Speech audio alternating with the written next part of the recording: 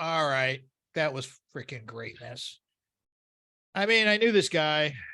I like to say that I have a way of finding people and story, and it's just sort of I don't even know. It's a feeling.